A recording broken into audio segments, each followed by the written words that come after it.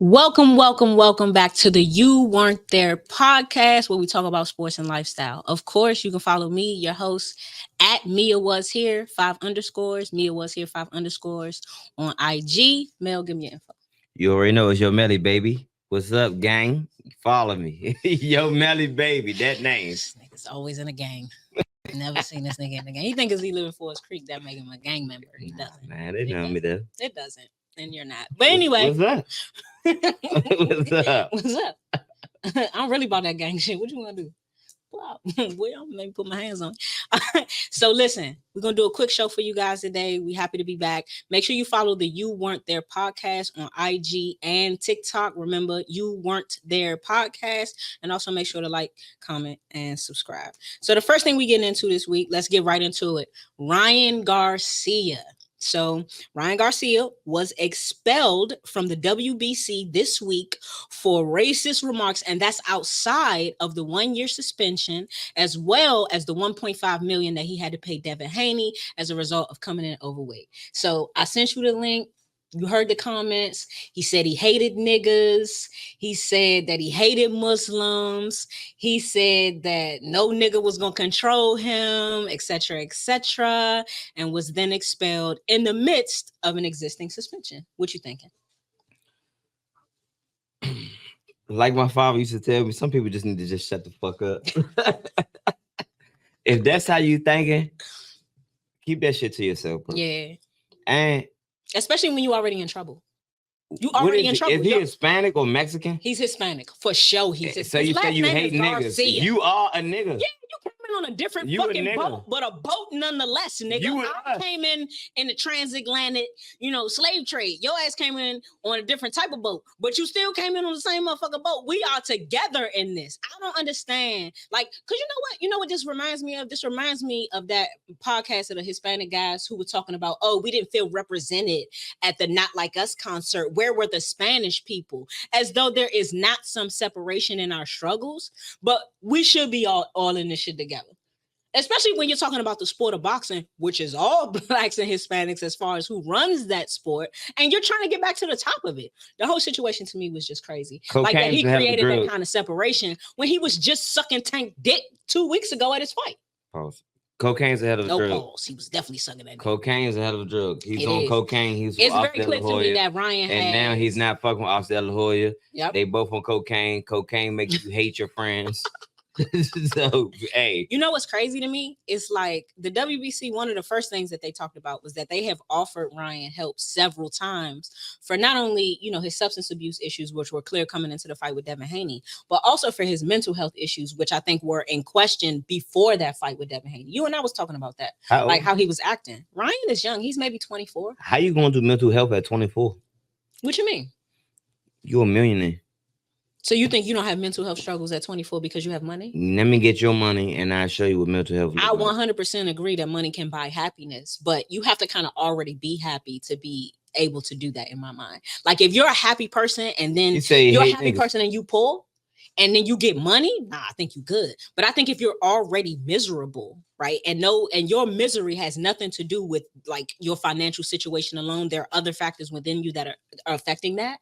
I don't think that money fixes that problem. I think money only fixes your problem if you're already good with yourself.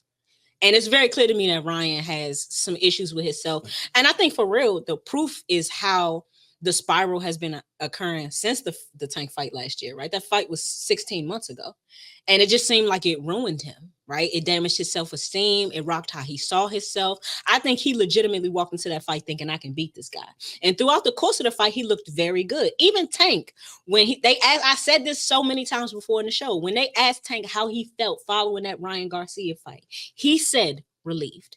He knew that he could be the guy to create that situation, to engage in a knockout. And even when he was talking about it running up to the Frank Martin fight, I remember him saying if he had patience, he might have landed one of those, but he didn't. And that's how I beat him. It wasn't just the boxing technique overall. Ryan lacks the patience that it takes to knock out a patient. Ryan Garcia said he hate niggas and he beat the shit out of a nigga. We definitely, for the longest, we ain't really been fucking with Ryan Garcia on this particular show. So that kind of made me think like, oh, I just took these PEDs real quick because I just want to beat a nigga. Yeah. Pause. But I'm like, damn. I definitely felt like the Tank fight was kind of the catalyst for issues that he was already having within himself. And I think that after he won the fight, just before the Devin Haney fight, he felt like, I'm back. He felt like more of himself. And I think that his mental health struggles and him finally feeling like he was returning to himself might have created a situation where he wasn't necessarily returning to himself as much as he was just like becoming a different person that he didn't even realize he didn't recognize.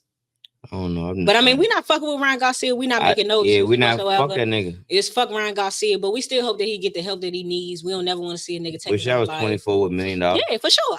Ain't no question that money could buy my happiness. Weak ass nigga. Because I'm a happy person. You know what I mean? Mel's a happy. Like, I think if you good with you, then yeah, money could solve a whole lot of problems. But I think that if you're not good with yourself, that money is not going to fix what's going on inside you that's already damaged. Not at 24, bro. Now, you got to fix. You think he like you ain't been raped? You ain't been through nothing.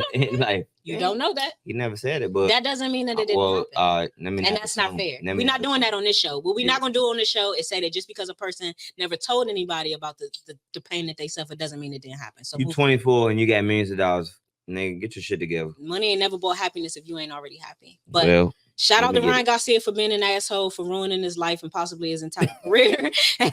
And, you know, hopefully, bro, like you get yourself together. But if you don't, we don't give a shit. Because here's the thing, right? Once you say fuck my people, fuck you. Once you say like niggers and all that type of stuff, like, because I know that in Hispanic culture, there are a lot of parts of Hispanic culture that do use the N-word because that's what they do in their neighborhood. His family tweeted out. You see his family tweeted out? Yeah, for sure. They was not with it. Yeah, his family completely. So they ain't fucking with completely declined any participation in anything got a bad. That shit been stepped on. Yeah. Like I definitely think that. Ryan. I definitely think something wrong with Ryan Garcia, and he need to get some mental health. He fuck with Oscar De La Hoya. They was on cocaine. Yeah, Oscar De La Hoya. That's story for another day. He's definitely coked the fuck up. I mean, he was coked the fuck up the Devin Haney fight. We saw you. Like, listen, we know that Oscar De La Hoya is like the devil, and we're not gonna get into that. Right, we're not giving no bitch ass nigga like that any kind of reign on the show. Fuck that guy. But Ryan, it just seems like he's all over the place. Do I think that Ryan is like an out and out racist? I don't know. But what I do think is that Ryan is fucked up enough to think that there's nothing wrong with these behaviors. And to me, that's actually maybe a little worse than being a racist. Because I think a racist like knows exactly who they are, who they don't like, who they don't fuck with, and it is what it is. But I think a nigga who fucked up in the mind the way that he is, who thinks, well, this wasn't that bad. Yes, the fuck it is. And let me be the black person to tell you, there is no way for you to apologize or excuse yourself from the situation. And I'm glad that you got banned from the WBC. Because really, I don't think that Ryan Garcia, like as talented as he is, whatever he got going on up here or does not have going on up here, for me, makes him unworthy of continuing to be the topic of conversation. There are tons of other talented fighters. He's not the only one. And I think that what he's going to find out now is that talent is not enough. Fuck Ryan Garcia and we moving on. Klay. Fuck that nigga. Fuck that nigga. Klay, 3 years, $50 million. With the Dallas Mavericks losing a finals counterpart. Fuck the Mavericks too. Turns down $80 million with the Lakers on a shorter deal. Would have got 2 years with the Lakers for $80 million. Turned down way more money to go to the Mavericks. Why? Fuck Klay. Let me say this right now. Hey, fuck you, Klay. You're a Laker fan. I love you, like for real, bro. But you don't play with the Lake Show. This is how the Lakers fans really feel. I realized, tried to give you a pass, and I thought you was coming over here. You fell off.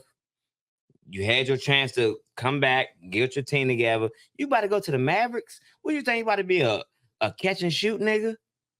He could be though. They lost Kentavious Caldwell-Pope. He was really their catch and shoot guy. As inefficient as inefficient as he was with the Lakers, I'm 100% with you on that. I don't like Kentavious Caldwell-Pope. I think he's a fucking like joke. Honestly, I think somebody who's only good every other year is not the topic of conversation, and we're not gonna give him none here.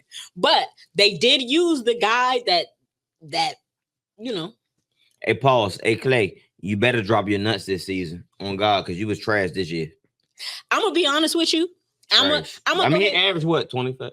No, not even average. Maybe 16 or 17. Trash ass nigga. So this is what I'm going to say about Klay, right? I think you're done.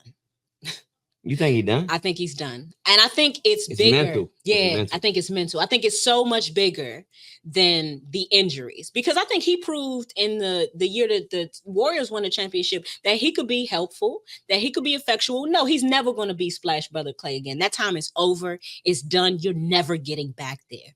You are fucking done. And all these excuses that he makes in the media about, well, look who I used to be. We don't give a shit.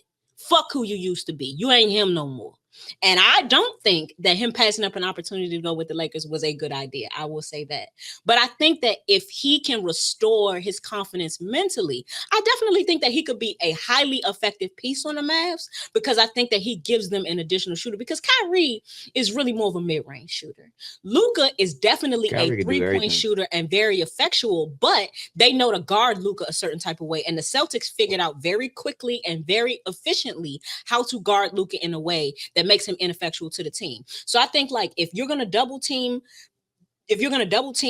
Kyrie and you're gonna double team Luka, then having Klay, who can hit a wide open jumper, especially because when he was playing on the Warriors, they was leaving him wide open because nobody respect that jumper no more. It's not arguably one of the greatest shooters of all time. Arguably one of the greatest shooters of all time. But that's who he used to be. You're mental? It's mental. Currently one of the greatest shooters in the game. You will go down in history, and we respect and appreciate your history. But basketball is a what have you done for me lately game, and you have not done a fucking thing lately. It's like when you get an injury. When you get an injury and you try to test yourself out. Like, let me see if I still got it. But nigga, you've been testing yourself for 2-3 years. Where the fuck you at? So I think that if his confidence is restored, that he could be a valuable piece on the Mavs. But you gotta get the nigga in him. Yeah, for sure. Oh, and I misspoke. Kentavious, he played for the Nuggets. I'm thinking crazy, but I definitely think that they could use a catch and shoot guy. And I think if he gets his confidence back and he becomes Klay, even for a quarter a game, if he's old Klay for 1 quarter per game, I think he can average an easy 16 or 17, which is enough to make the Mavericks a little more effectual against a team like the Celtics next year. But you lost out on $30 million. Yeah, I'm not giving up that type of money. And I get to play with LeBron, the greatest player. This is my whole thing. One of the greatest players of all time. Yeah, no question. I think my whole thing with Klay is that, his time is almost up. He's almost done. He really finished now. I think he could have. Why we saying he finished? He's 34, and we talking about Bron. He's 40. He's 34, but he ain't no Bron. But don't you even mention that half-ass nigga in the same sentence as LeBron? No. I would never compare them two, but he's a 4-time champion. Yeah, he's a 4-time champion. But when was the last one? And what did he do the last 2 years? Exactly. I don't give a 2 fuck. Years ago. I don't give a fuck what you did 2 years ago. You've been asked. Well, Bron won 3 years ago. Yeah, but what did Bron do as an individual the last 3 years? He averaged 26. What was Klay averaging? 10 less. He had supporting cast. You can't put him in the same conversation. He's not a legend, like, not to me. I don't care what nobody's saying. No, I'm not comparing him to LeBron. Because guess what? That legacy that he has with the Warriors, people are going to forget about it if he sucks with the Mavs. If he costs them a championship, you better believe that Klay legacy is the fuck over. Now, this is make it break it year right here. Yeah, for sure. Let me show you what you got. And I'm gonna go ahead and predict it. Show me what I'm you got. usually right. What you think? I think that Klay is done. I don't think this year is gonna make any goddamn difference. I don't think you're gonna be nothing. I don't think you special. I think that you've lost the mental edge that you used to have in the game, because so much about being a shooter is being able to overcome your mental struggles. And I don't think you're strong enough. That's the truth. I think Klay Thompson is weak. You don't think they're going to the playoffs? They probably will go to the playoffs. The Mavs might go back to the championship. They're going to the finals. They might go back to the finals. I'm not denying any of that. It could be another Celtics Mavs final. All day. And if that in fact occurs, I would love to see it, because I want to see him in that type of situation. But Klay, do I think you're special? No. Do I think you've lost it? Yes. Do I think that your time as one of the greatest shooters in the game has ended and it was over 2 years ago? Absolutely. He proved to me in that Warriors championship he ain't shit and ain't been shit since. He been fucking. Facts. Respect. Hey, we had Tinashe and all type of shit. Listen, the boy's shooting, but just not where it matters. So shout out to Klay for being an ineffectual shooter. He ain't shooting nothing up but clubs. Before the games, damn. We on the fuck everybody. Magic. We on the fuck everybody right today. So fuck Klay too. So so fuck Ryan and fuck Klay for very different reasons. I just think Klay is done. His legacy speaks for itself. He going in the Hall of Fame. There's no question about it. But you're finished as far as today's NBA. I know you think that you're in the same class as LeBron James, but you're a bum now, nigga, and you not. It's a whole lot of niggas who used to be. We used to love Brandon Roy too. Moving on. That's a story. Future of the Lakers. Future of the Lakers. As a Lakers fan, you didn't do a goddamn thing during this offseason. You couldn't get nobody. Yes, we did. Nobody want to play with Chad. Yes, we did. You talking about net? What? Net? Nigga, championship. Net? We have Bronny. We have the next GOAT. We got the next GOAT. Okay. If the GOAT is your daddy, you're gonna be the GOAT. And your daddy drafted. How many sons did Michael Jordan have? What, like 2? There were 2. I mean, he had a lot of kids, but that's a story for another day. It was 2. How many of them played in the NBA? None. Okay. How many of them played in G League? They played in college. Okay. I think it's other son, like the one. You know what's crazy that you say that? Both of Jordan's sons average more than Bronny's son in college. Hey, but they got fucked up genes. Because Michael Jordan's brother jumped higher than Michael Jordan. And he short. They don't got fucked up genes. Michael just wasn't a present father the way that LeBron is. Michael was drinking, gambling, fucking, gambling some more, drinking some more, fucking, and winning championships. He was not there. That's very clear in the way that his children talk about him. That's very clear in his focus on the game. I think that really was the evolution of Kobe. You think Bronny about to fry? I'm not saying that Bronny's not going to be fantastic, but do I think he's going to be the next LeBron? No. And I think that undue pressure that we're putting on him will end up being a problem. There are players who came into the league at a much, much higher caliber, shooting at a much higher clip than Bronny, who played alongside his father and crumbled under that pressure. He is the most difficult man in basketball to play with, on the biggest franchise to play with in all of basketball history, just above the Celtics. As a result of that, no, I'm not saying he's a diva at all. I think that LeBron is a great teammate. I'm not saying that at all. What I'm saying is that playing with arguably one of the greatest players of all time, who is still averaging like 26, 6, and 7, is a lot of pressure. And a lot of guys fold under that pressure. Guys who go elsewhere and play very well. Brandon Ingram is a perfect example of that. Somebody who I felt like did not do as well as he could have early in his career with the Lakers, and then went to the Pelicans and got most improved player in the NBA the very next year. D'Angelo Russell. Now, he a little iffy. Fucked us up in the playoffs. Yeah, though. I think that D'Angelo Russell's issue is that I don't know if he was working as hard as he needed to be the kind of player he needed to be in that situation. I think D'Angelo Russell was a star in 2 situations. With the Nets, he was fantastic. They should have never broken that team up. They've been suffering ever the fuck since. That was your biggest mistake, and the Nets are the biggest idiots in all of basketball. You breaking up that team with D'Lo, Jarrett Allen, because they got eliminated in the first round of the playoffs was a mistake. They should have stayed and built that team. But instead, they tried to get a quick championship with Kyrie, Harden, and KD, and you've been a fucking mess ever since. Now you've lost Bridges, and he done gone to the Knicks. The Nets are done. I think that franchise is ass. I think that they have the wrong people running it. You motherfuckers are stupid. But at the end of the day, there are tons of great players who have not been great with LeBron. And I think it's not their talent. I think it's the pressure of playing with that nigga. Who is this great player? You are expected to win. He only had 3 great players. D'Lo was a star for the Nets, and then he was a star for Minnesota.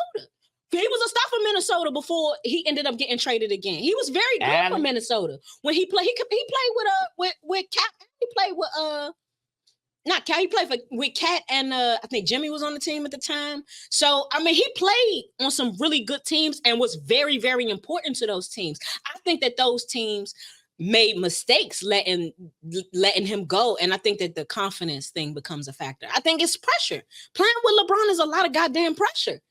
Now add to that this man is your daddy.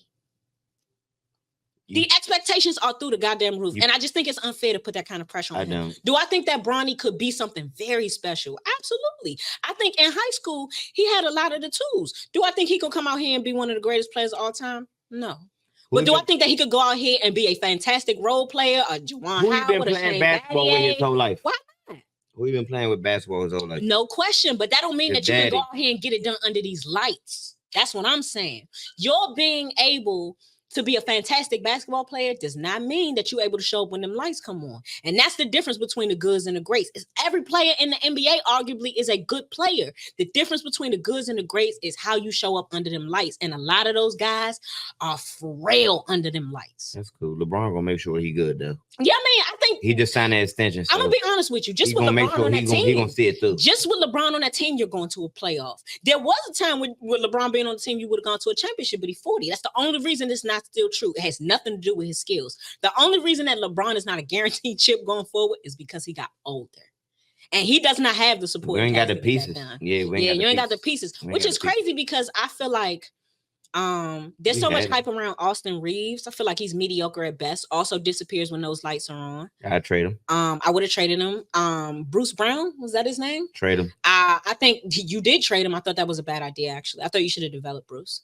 Who else you got? You got D'Angelo. He's gone. I think. See you later. I think D'Angelo, like, you put him on a small market team and be done. Like, he's not a superstar. Hey, because he can't deliver under the lights anymore. And I don't know if it's because he pussy. I don't know if he's soft. I don't know if it's just that.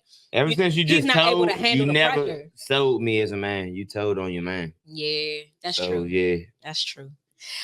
D'Angelo, you know what's crazy though? I really felt like he kind of started his career as like this bitch that nobody respected. He was the first draft pick.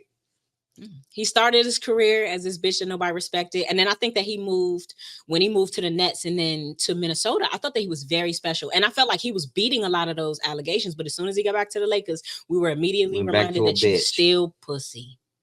You ain't got the heart for this, boy. You ain't got the stomach for this. It's LA, baby. That's just what it is. You need to take your ass back to Minnesota or bring your ass to DC or take your ass to Charlotte or something. You are not built for them lights. Man, fuck that nigga D'Angelo Russell. That nigga pussy, bro. That nigga soft, right? So soft. Like, the way he fell apart in the playoffs this past year, nigga, I would have retired.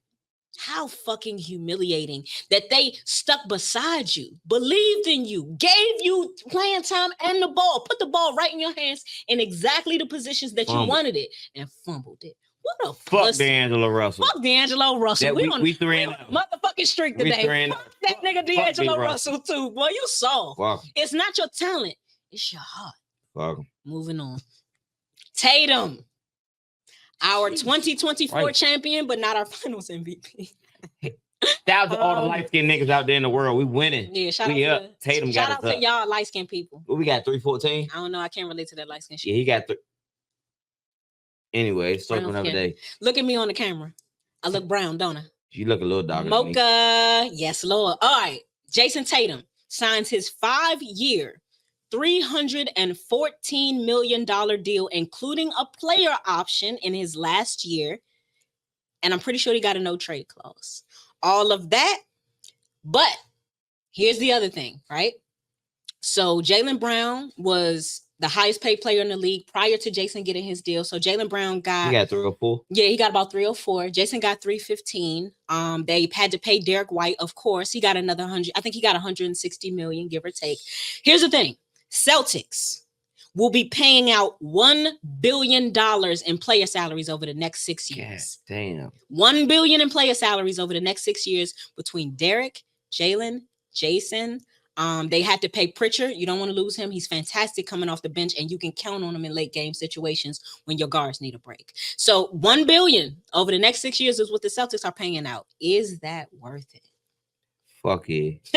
Fuck yeah. Fuck yeah. Fuck yeah. It's definitely worth it. They won a championship. Them niggas is 26. 25. They have barely hit the primes of their careers. And they might get another max. In the midst of the primes of their careers, they won a championship unequivocally. I mean, they beat the dog shit out of the Mavericks. It wasn't even close. They made the Mavericks look like they didn't even belong there. And the Mavericks made the Minnesota Timberwolves look like they didn't belong there. And the Minnesota Timberwolves put the Nuggets in their place. So I definitely think you have no choice. They had to pay Jaylen last year because if you don't keep Jaylen, you're not going to keep Jason anyway. You got to pay Jason this year after he averages 26 in the playoffs, is the second best player on that team. I actually think he's the best player on that team. But Jaylen is having a year. We respect Jaylen having his year. We ain't going down no black men on this show.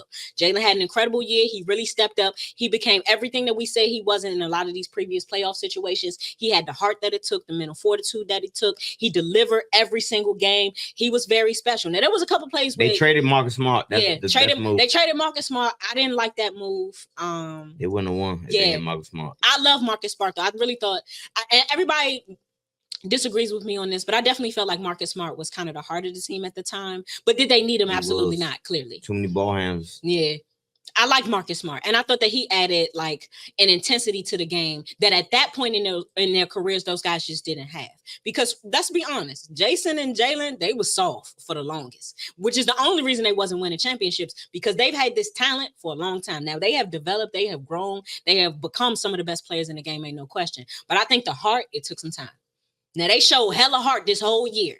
Got it done all year long. We ain't taking nothing away from the Celtics, even though I fucking hate that franchise. They had to lose a couple times. Yeah, but I definitely feel like the Celtics ain't had no choice but to pay these guys, because to lose any one of them means that you damage your chances of getting back to a championship next year. And I 100% think that the Celtics are going back to a championship this year. There is no team in the East that took the offseason seriously enough and built their team enough to be able to beat the Celtics. None of you did what it took to be able to beat these niggas. And I'm so disappointed in the East, especially the fucking Lakers. We be back in the finals, and once again, you might be fuck the Celtics. You might be. I would love to see I would Celtics. love for Bronny to go out here. You think we about to play? I would love for him to prove everybody wrong, to go out here. No man saying he ain't gonna get no time. You tripping? You think Bronny ain't about to get no playing time? Well, he definitely gonna be in the G League for the first half of the season. No, definitely about to play. He gonna be in the G League for the first half of the season. They've already said that. But what I do think will happen with Bronny is what happens with every NBA team. Somebody's gonna get hurt. Somebody gets hurt every year. And when whoever it is that gets hurt, it does not matter who it is on that team. Whoever gets hurt on the Lakers this year, Bronny is going to get his opportunity. So that's what you're saying. That's his only opportunity to get on the court. I think for the first 30 to 40 games, yes. I don't. I think the first 30 to 40 games, he's gonna be playing. LeBron, and I run this shit. I think your daddy is LeBron, and that was enough to get your you child, drafted. if you're the owner of your own team, and you got your child, you're not gonna give your child. So no LeBron PT? owns the Lakers. Yes. Okay. Everybody knows that. Okay. He said, "Don't draft my son." And I'm leaving. Yeah, I'm leaving. I got a 2-year extension. To be fair, them drafting Bronny at 55 means absolutely nothing. That the second round is just like it's not that important. And most of the people who get drafted anywhere within the 50s amount to absolutely nothing in the league. They had nothing to lose by drafting Bronny. So were they smart? Was it mandatory? Yes. But does it mean anything? No. You could have drafted any fucking body at 55. Most of them niggas wash out. We could have picked him at 17. Nah, you needed next. You needed him. And I actually think that was a fantastic draft pick. But I knew he's exactly what you needed in a pick. Yeah. I definitely knew that. Like once y'all made a good choice for the first round, I knew that Bronny was getting drafted in the second round. It wasn't a question. Because quite frankly, nobody else was going to draft him. And I'm not saying that as he told him don't draft him. Listen, I'm not saying that as a diss to Bronny. I'm not saying that. But what I'm saying is nobody else was going to draft him because he didn't take no other workouts. He only worked out with the Lakers and the Suns. And you know who had the pick before us though? The Celtics. That'll fuck the game up. If you'd have got drafted by the Celtics. They didn't need it. They didn't need to be petty. It would have been a petty. Hey, bro, that would have made headlines. That shit would have been fantastic. Bronny but James, they didn't need it Celtics. For obvious reasons. Damn. So that would have just been the Celtics being like, that's cool. What you gonna do, Bron? Like, I think it would have been hilarious, but they just won a championship. You know, they have no time to be petty. They need to be worrying. Let them ride their house in cap space that they just but fuck the Celtics. 6 years. It's yeah, but truly, fuck the Celtics. I'm a Wizards fan. I'm forever going to hate the Celtics for what Isaiah did to us. 53 playoff record. Fuck the Celtics forever. But shout out to Jason Tatum for becoming the highest paid player in the league. Shout out to the Celtics. They earned that championship. Niggas in the world, we up. We can't say nothing when a nigga earn his spot. They earn a spot. Shout out to the Celtics. Shout out to Jaylen Brown too, Mo. So we got to talk about the women, of course. Caitlin and Angel make the All-Star team and are the only two rookies this year to do so. Let's get into some of the details on that, right? So when you talk about making an All-Star team, there was a lot of talk about Caitlin not making the Olympic team, right? If you put Caitlin on the Olympic team, you have to consider Angel because she is one of the best players in the league this year, but also one of the top rookies. Angel on the Olympic? Yeah. Damn. No, Angel didn't make the Olympic team, but she did make the All-Star team. Both of them did. They're the only two rookies to do so. So that's what I'm saying. Both of them off the Olympic team. Neither one of them is on the Olympic team, but both of them are on the All-Star team. Here's why, right? So Caitlin Clark plays for the Indiana Fever. First All-Star selection, right? Number 1 overall pick in 2024, scoring 16 points a game, 6 assists per game, and highest made 3-point shots in the league this year. Now she jacking, so the numbers are a little distorted in my mind because she's shooting enough to make 50, 60 points a game and she ain't averaging but 16. So, I mean, we got to look at that too, but We ain't throwing no shade. Among all players, she leaving in assist. Clark ranked 16th in scoring, second in made 3-pointers, third in assists. Rookie of the month for May. Fastest player in WNBA history to reach at least 300 points, 100 rebounds, and 100 assists. Right. So did she earn her spot on that team? I think so. Conversely, Angel Reese, also her first All-Star selection, number 7 overall pick this year. Rookie of the month for June, the month after Caitlin, averaging 10 points and 16 rebounds. Right. Actually, I apologize. She's actually added 11 and 16 rebounds. So she's been fantastic this year in the paint. She's been taking everything that they're giving her. No complaints, unlike Caitlin, who I feel like is bitching a little bit. I'm getting a little tired of it. Like, I think that she's gotten better at kind of managing her emotions in these situations. But for a long time, I felt like Angel was taking some shit.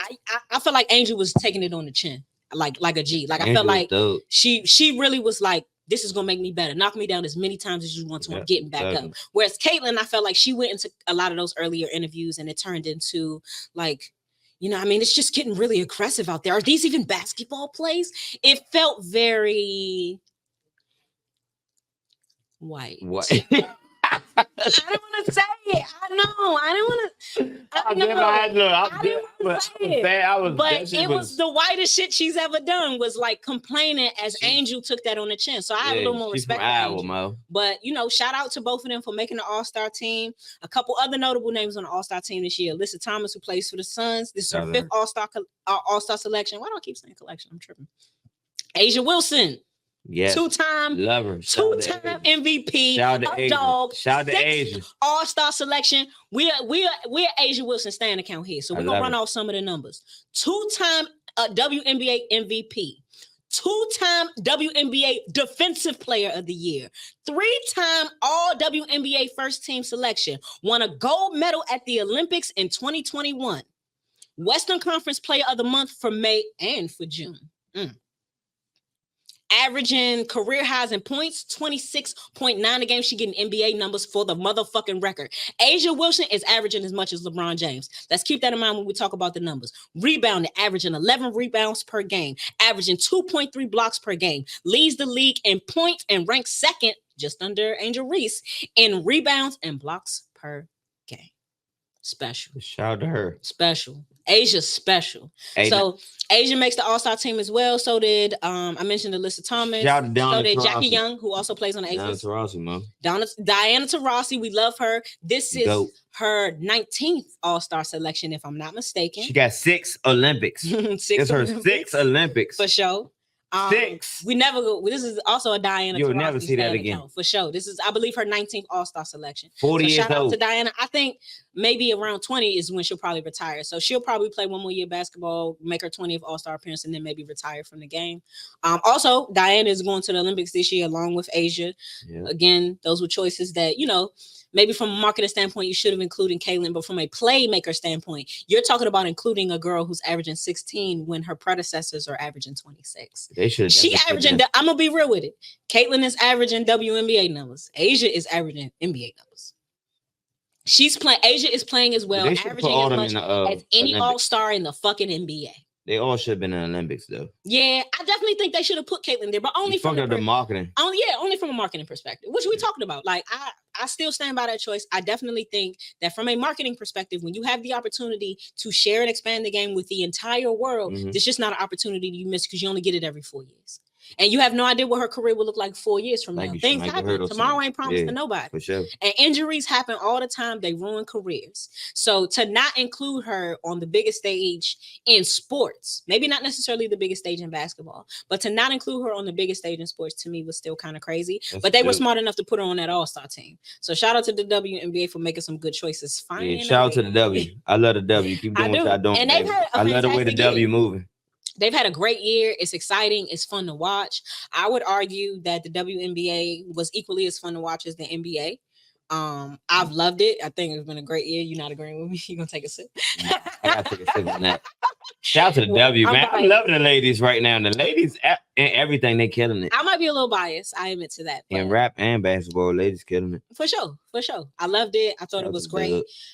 This is actually not on our show topics for today, but we gotta bring it up. What? They not like us. They not like us. They not like us. What'd you think of the video? Kendrick? What'd you think of the video?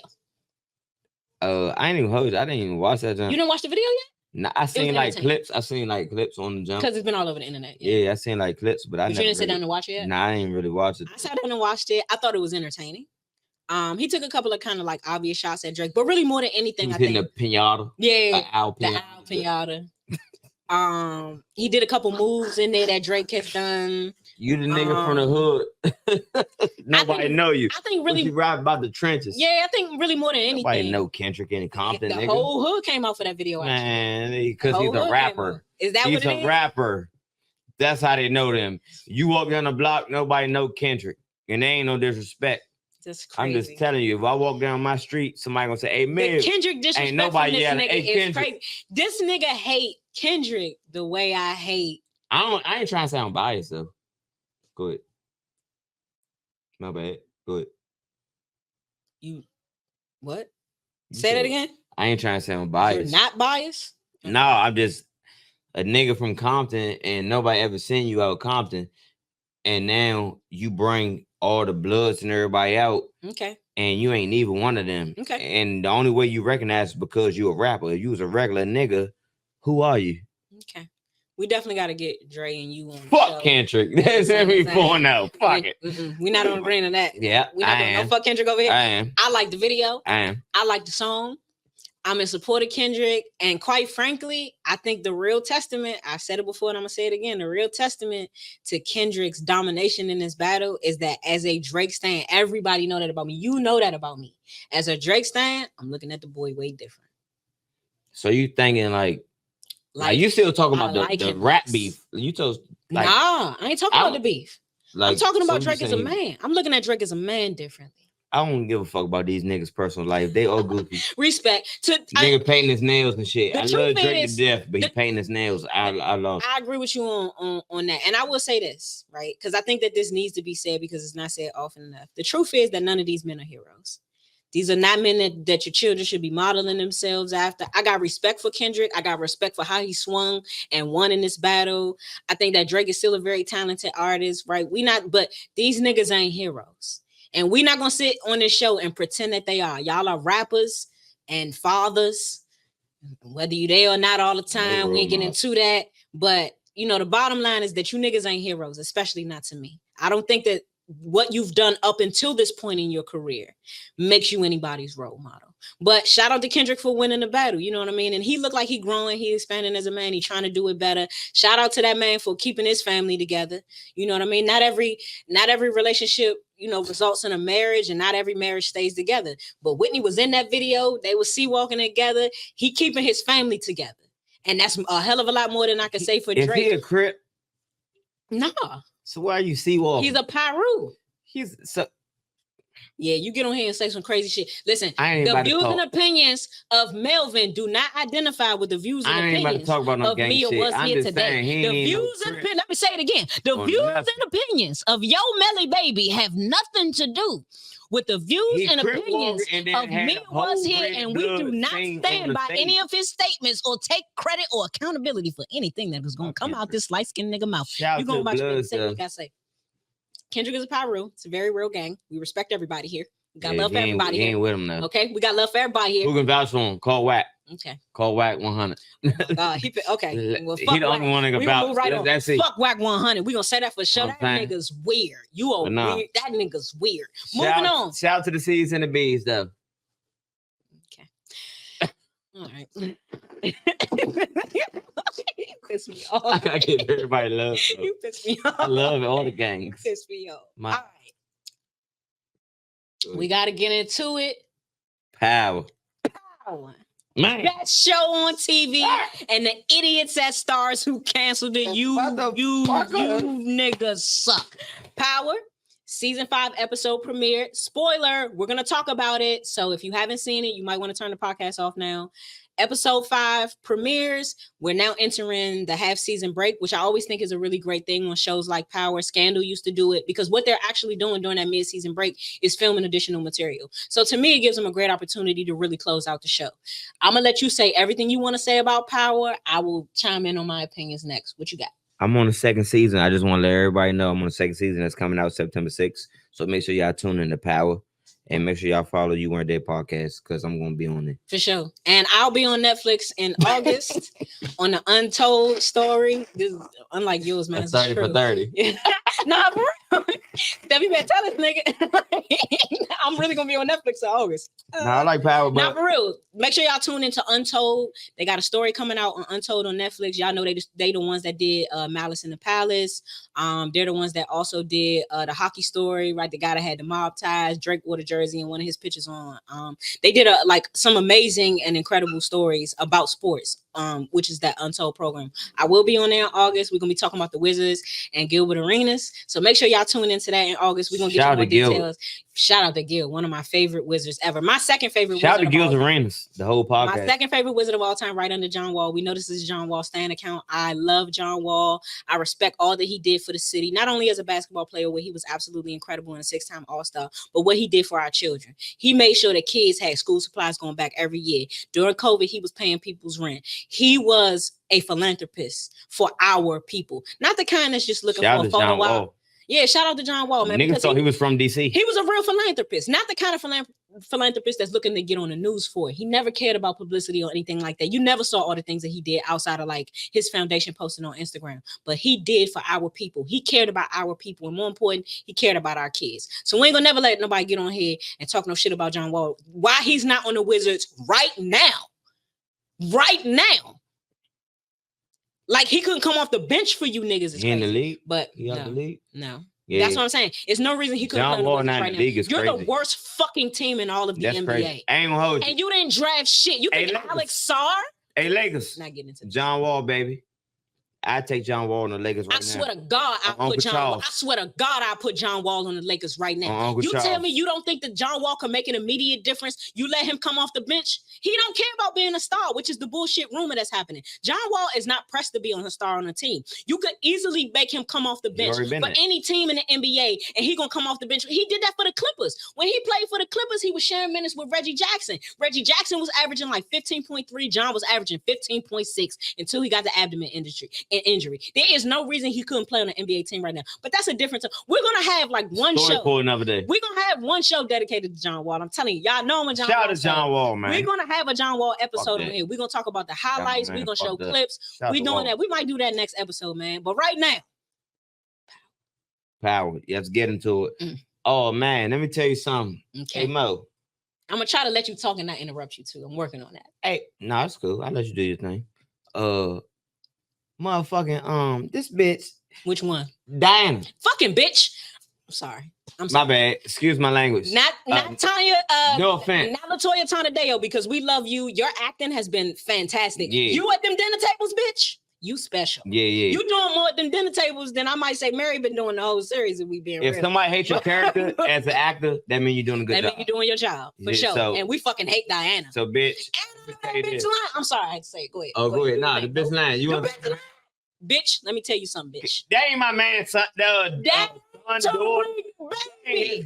You fucked Salim 87 times. You use a condom all them times. Bitch, don't you? Who you think you playing with? I grew up in the hood too, bitch. I don't know who you think you talking using to. Condoms in 2024 is crazy. Come again? Using condoms in 2024 is crazy.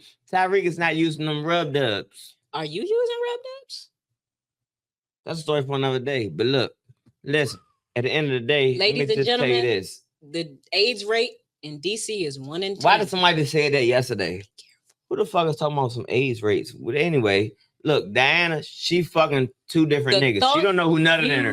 You don't know who nutted in you, Diana. Yo Melly Baby do not represent the thoughts, views, and opinions of the You Work There podcast. I'm clean, baby. LLC. And, my ex baby mother mother-in-law is OBGYN, so I'm good. I'm clean. You already know this thing good. But anyway, back to that. Diana is a whore. She don't even know who nutted in her. I agree with you there. I haven't agreed with anything you said up until this point, but I agree that Diana is a whore. This shit. She's a whore. You're a vicious whore. How you don't know it? You know who bust? Bruh, the bitch is the biggest liar on the show. She always lying about some shit to get herself out of something. I fucking hate her character. Let me just say what I gotta say. And then I'm gonna let you say whatever else you want to say. But you brought this Diana shit up. You got me riled the fuck up. I'm sick of this shit. Issue number 1 with Diana, okay? Issue number 1. She lies about everything. Okay. Everything. She just like her mother. And that's really why Diana has such a problem with Monet's character, because she is exactly like her. Just as much of a fucking liar, just as much as of a manipulator. The only difference is that she don't want to be in the game, but she ain't no different. Issue number 2 with Diana, right? When Diana confronted Tariq in episode number 5, right? When they was in the back room of the candy store talking, right? So when she was out there talking to him, you tried to kill me. She has taken no responsibility. And yeah, she gave him some little bullshit apology. No accountability. But none. The bitch is the most immature. Bitch, you should never be a mother. You are going to be so much worse than Monet. Because what you could say about Monet is that she held shit down and took care of business. Diana is not mature enough as a character to have a child. You tried to get out of the life Monet don't have by sending Tariq to kill your mother and then snitching on Tariq for you trying to get him to kill your mother by trying to get his mother killed. And when he got upset about that, your resolution was to say, well, I didn't know that was going to happen.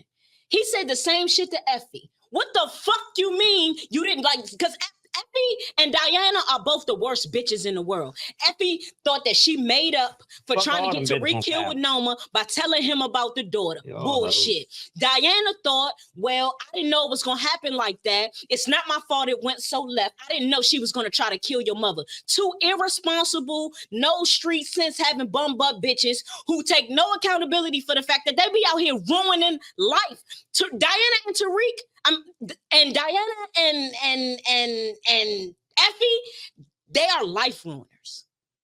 They have, if you look at the shit that they alone have done in the show, don't got nothing. They have made every effort to ruin that boy's life. And then be talking to him like, well, why you still mad about that old shit? Bitch, I beat the shit out you. How dare you try to ruin this nigga life, kill his mother and his sister? Because Tommy was going to kill everybody in there. How the fuck dare you try to ruin this nigga life and get his mama killed? Got kicked out of school fucking with that Effie bitch too. How dare you do that and then say, well, I told you when they was coming to kill you, so we good. Hey, trying to kill my mother is crazy because I hate them hoes. I'm getting mad about it right now. I don't even want to put it out there like that. I'm just letting you know, if you harm my mom, may God bless you. For sure. We're going to give you a quick recap, right? So episode 5, Tariq and Brayden get the business up and running. Brayden is a coke addict along with that weird bitch with the long hair that he be dealing with. I don't remember her name. I don't need to remember her name. I thought that bitch was a fed in the beginning, so I ain't bothered to remember. She not a fed. She just a what's junkie. Her name though? She got another sickness. She got sickle cell disease. Sickle cell. Yeah, she definitely got sickle cell disease. So she deal with coke? She said, yeah, I deal with the pain symptoms with coke. Bitch, coke? What the fuck we look like? Bitch, that is with marijuana. And now this nigga doing it and he fucking up. Exactly. And he gonna continue fucking up. I guarantee you he gonna fuck up. Her shitty influence in Brayden is gonna cause him to continue to make mistakes. Brayden is, there was a point at the beginning of the series. Brayden is not Tommy. Brayden is not Tommy, even though at all. Y'all trying to make him. He called him Tiny Tommy. You remember? Yeah. Zion. The nigga, Zion called him Tiny Tommy. He's not Tommy at all. Said, see you later. By Tiny any Tommy. measure, they don't even fight on top. If you watch it, they don't even fight except each other. Ghost, Tommy, they used to fight. They was whooping niggas' ass. They was fighting. Yeah. So and Ghost used to beat the shit out of niggas. You know what's Tommy. crazy? I watched an episode of Power the other day, the original. Old jump. It was an old jump. It was the last season. It was season 6, and it was basically when Dre went into Ghost's office and was saying like, "I need money to get the fuck out of town." Ghost ended up setting him up. He go back to jail. He get burned alive in the cell. Another series, Holmes. Who? Dre. Yeah, I think he's in The Shy. He was in The Shy. Yeah. Fat as shit. I don't watch The Shy though. He lose weight, but yeah, go ahead. He got chubby. Really? 6-pack was like his whole thing. Nah, he chubby as shit in The Shy. Yeah, well, he got a daughter now. He got a wife at home. The camera add 10 pounds to you. But niggas get happy though. He got a wife in real life. He got a wife and a child at home. Man, shout out to Rotimi, man. Go ahead and get fat happy. Ain't nothing wrong with it. Ain't nothing wrong with being happy. With being fat happy. I did it too. You know what I'm saying? Like, shout out. But yeah, so I was watching Power 6th season, and I remember there was a point in the show where, you know, Dre thought he had ghosts, right? I need some money. If not, I'm going to snitch to the feds on you. He said, okay, I got 250 bands. He said, I need more. He said, I don't give a fuck. That's what I got. And you know what he said to Dre? He said, and I'll never forget this. He said, I'm going to save you again, like the helpless little bitch you are. Looked him dead in his eyes and said, I'll save you again, like the helpless little bitch you are. He was talking to Dre. Dre? That's what he said to Dre. He looked Dre in the eye. Dre came into his office. He asked him for that 250 bands so he could get out of town. Ghost ended up calling the police on Dre. They picked him up. They took him back to jail. When he got put back, he ended up getting away again. He got put back in jail. When he got put in jail, that's when what's his name? Two-Bit set him on fire in the cell. But I'll never forget when Dre walked into that office and asked Ghost for that money. And he said, I'll save you again, like the helpless little bitch that you are. That is what I see when I see Braden. When I see Braden, I don't see Tariq's partner in the game. I see a helpless little bitch. He ain't got the money from He ain't got the money no more. And honestly, you snorting coke with this bitch, to me, is everything that Tariq said in that episode. You continue to prove time and time again that you are not built for this. Your life is falling apart. Nigga, go to the fucking gym. Rick told him, you're take that shit on the chin. First of all, you rich. Nigga, you rich. Not no more. You rich. Not no more. Your parents got a statue at a college. You not rich. No more. You want to sell drugs? First of all, let's back it up. None of that is true anymore. They done already took the Western name off every building, which is why the sister is not staying in that dome anymore. They took it off. So if you was paying attention to this season, right? His sister, a part of the reason why she had to move out of the dorm when Diana and Drew came and got her was because they done took the Western name off the building, which means she can't stay there for free no more. That money shit is over with. That Ponzi scheme exploded them. Now, do they have enough money to survive? Yes, because white people's lives don't crumble the way black people's lives crumble. So they're going to be fine. The Westerns are going to be fine. But they took the Western name off all them buildings, and they're not fucking with him at all no more because they beat Trace up. So he ain't got no money. They still gonna graduate. Yeah, ain't no question he gonna graduate. Listen, white horror, privilege. White horror is different because of white privilege. White is right. Their lives don't fall apart the same as ours. We don't have. I'll put it to you like this, right? In real life, the Westerns who led and created a Ponzi scheme will be able to go into a bank in 2 years and get money for another business. Any black person who was involved in the same situation of a Ponzi scheme would never again be able to go into a bank and get a loan for $1.5 million to start a new business. It will be over for that particular businessman. Not when you're white in America, though. And fuck Stansfield. Yes, fuck Stansfield, man. We're going to go ahead and wrap up the show today, man.